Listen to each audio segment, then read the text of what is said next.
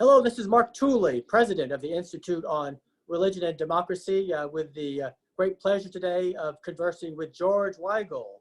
I like to refer to him as one of our last remaining founding fathers of the IRD. He, of course, was a very young man at IRD's founding, but he's better known as one of America's most distinguished Catholic commentators, theologians, historians, biographer of Pope John Paul II, and has a new book out this summer called The Next Pope, about which I'm going to talk to him. George, thank you so much for joining this conversation. Great to be with you, Mark. Always good to be with people of IRD.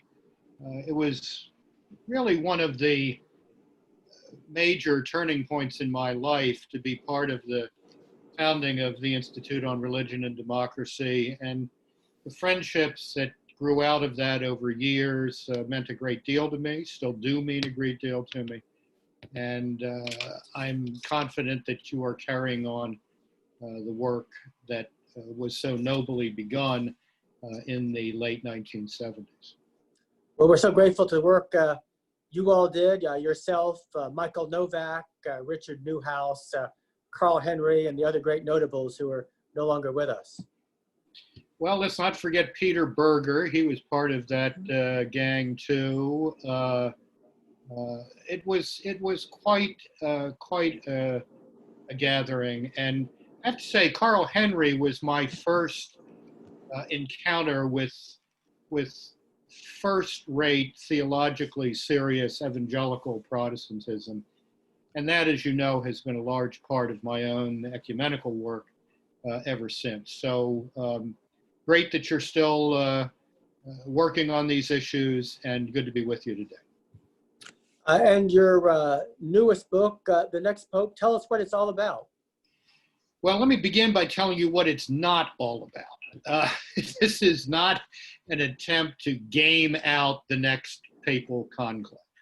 There is no discussion of internal church politics in this book.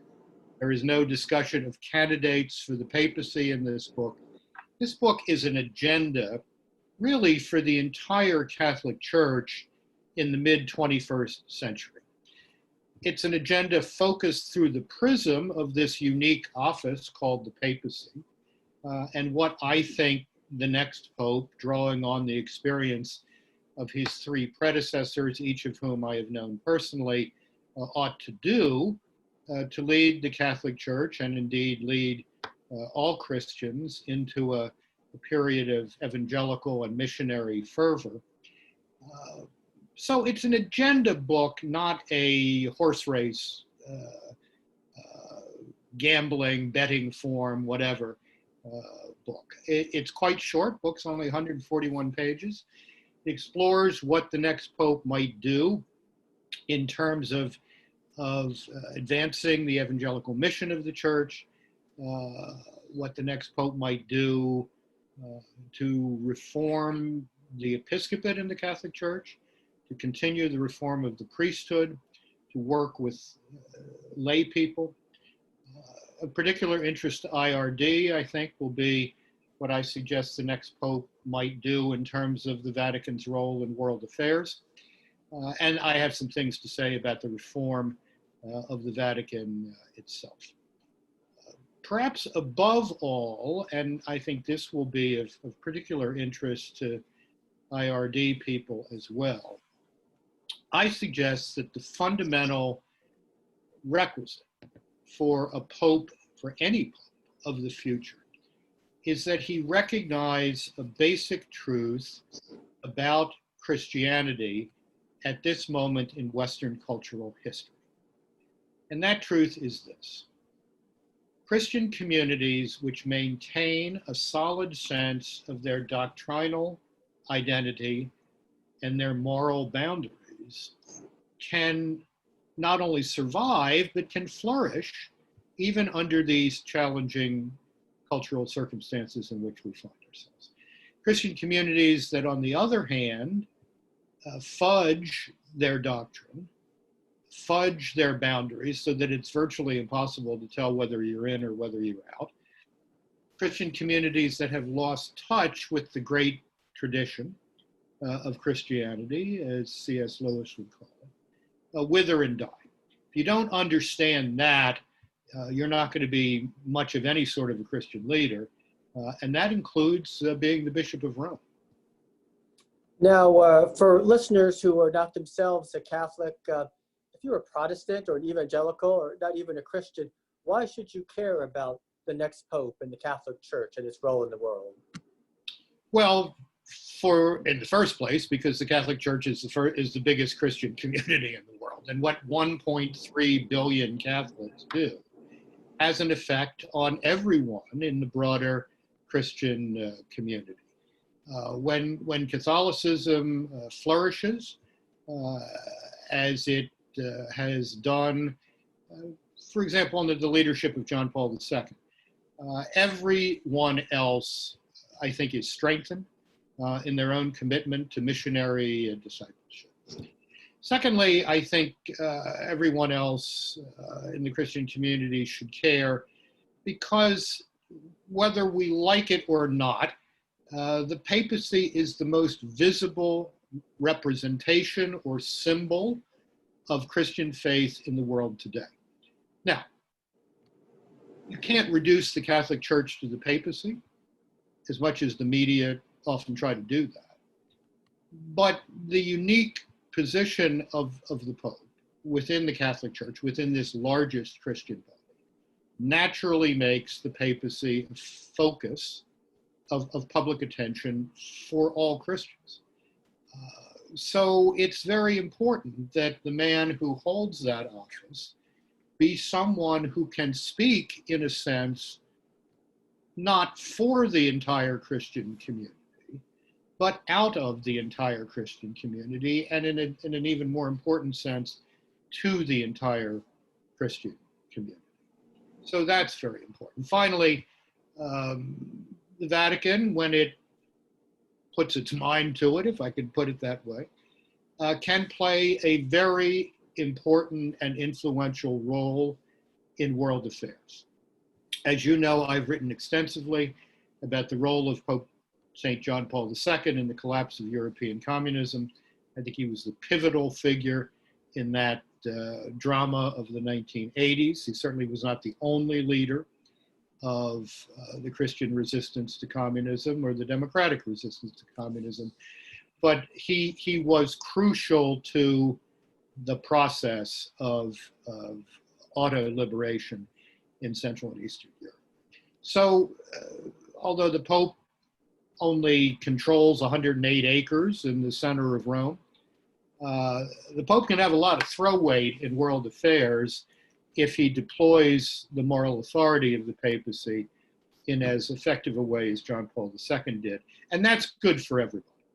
That's good for everybody. It was very good for Protestants and Orthodox Christians behind the Iron Curtain that John Paul II was the great liberator that he, in fact, was.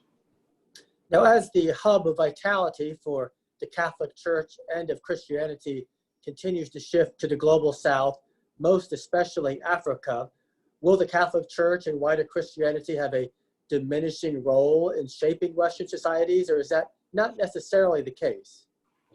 I don't think it's necessarily the case, although we're in tough shape, all Christian communities in Western Europe right now. The deterioration of the churches throughout Western Europe is really quite astonishing. And many of them have simply become, as they are in Germany, hollow shells, hollow institutional shells, the institutions being supported by a lot of tax money through the German church tax. But they're essentially non-governmental organizations doing what they think to be good works. They're not preaching the gospel. They're not inviting others into the fellowship of the saints. They're not even witnessing in a distinctively Christian way in the public square. So that's a real challenge for the Christian future. Here in the United States, I think it is still possible to imagine a great awakening, a third or fourth great awakening of Christian conviction that has a positive effect on all of society. But I must say,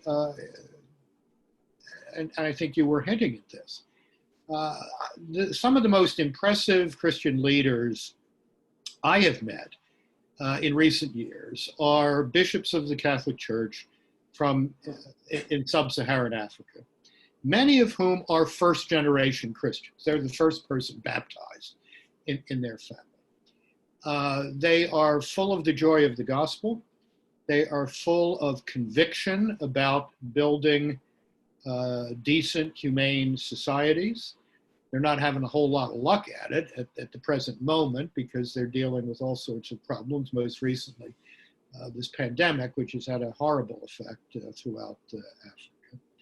But the vitality of the churches in sub-Saharan Africa is reminding all of us really of what it was like to live in the time of the Acts of the Apostles.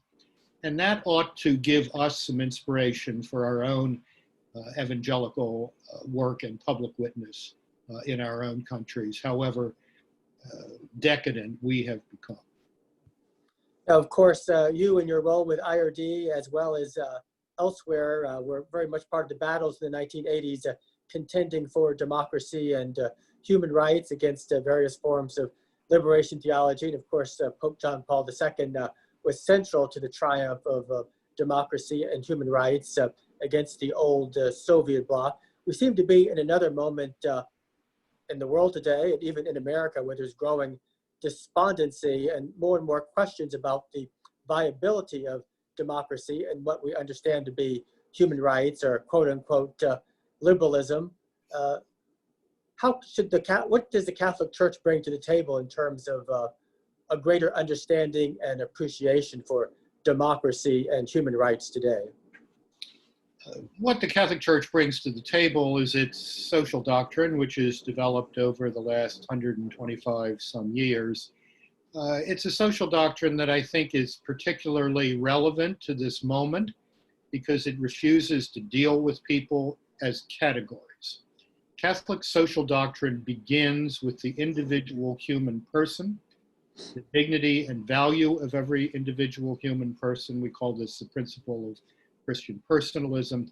We don't deal with people as gender groups or racial groups or ethnic groups or ideological groups or whatever. And when you start dealing with people as categories, you're either going to dismantle the democracy you have, or you're not going to be able to build the one that you seek. We have to think about individual human persons living for the common good, not simply their own aggrandizement. That's the second principle of Catholic socialism. And living in solidarity with each other. So that's one thing the church brings to this. The church does not canonize democracy. I think the Catholic Church has the same view of the democratic project as Winston Churchill. It's the worst form of government imaginable except for all the rest.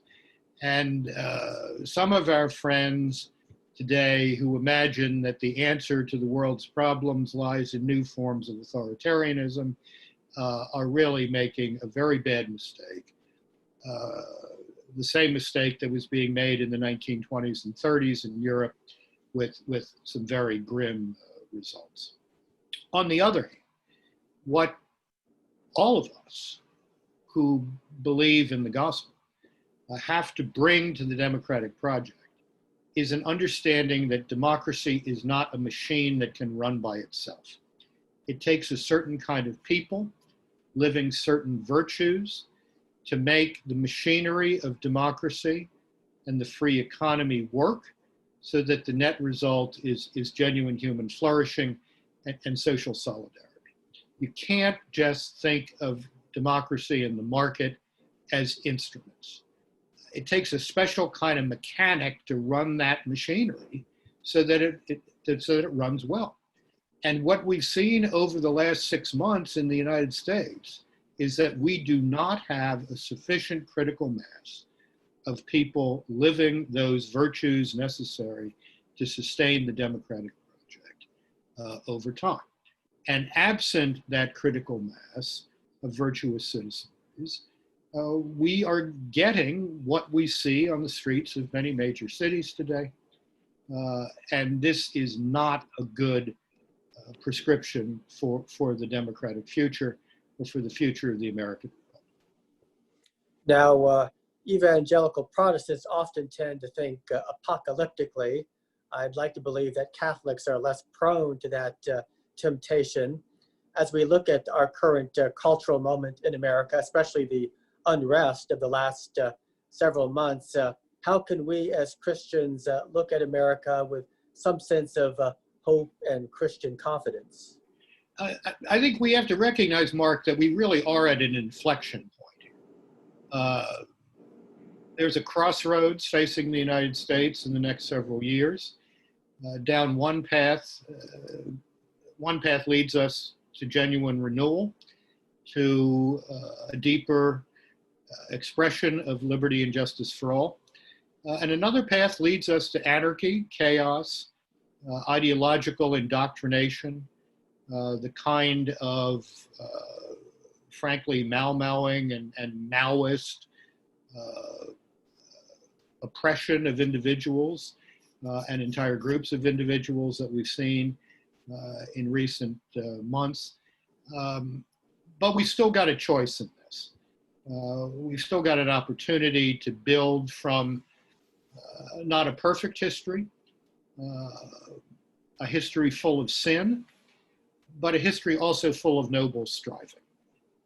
And if we forget that noble striving, if we forget the accomplishments that have made this, for example, if I may say, the most racially egalitarian society on the planet and the most racially egalitarian society in human history, if we let anarchists and nihilists steal that history and rewrite it according to their own ideological template, then we really are going to lose the American experiment. Now, in terms of apocalyptic, I think it's frankly a form of cheap grace to think that the Lord Jesus is going to come and save us from the mess that we've created for ourselves. This is our responsibility. I mean, I pray every day, several times, as I know you do, thy kingdom come, and I mean it. I mean, I'm happy to welcome him whenever.